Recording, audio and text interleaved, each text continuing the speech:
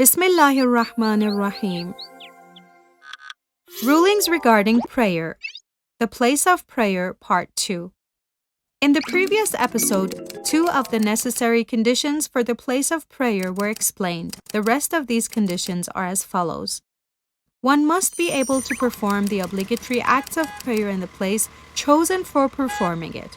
For example, it is not permissible to perform prayer in a car where there is not enough room for one to stand up, perform Rukūʻ, or perform Sajdah, unless one has no other choice but to do so. 4.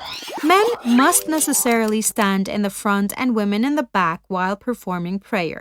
This means that women must always stand behind men and the place of sajdah of men must be a little ahead of that of women while performing prayer.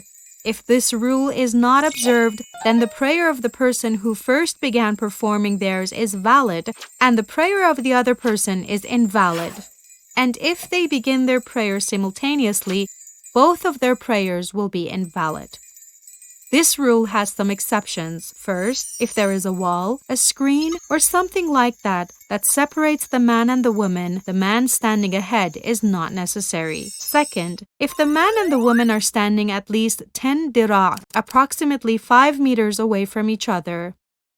And third, in great chambers of the holy shrines where there are lots of people performing prayers and it is extremely difficult to observe this rule, it is not necessary for all men to stand ahead of all women while performing prayer. 5. The place of one's forehead at the time of sajdah must not be higher than the place of one's feet, in a way that it is no longer considered a normal act of sajdah. The obligatory precaution demands that the place of sajdah must not be higher than the place of one's feet, more than the breadth of 4 fingers together, approximately 8 centimeters.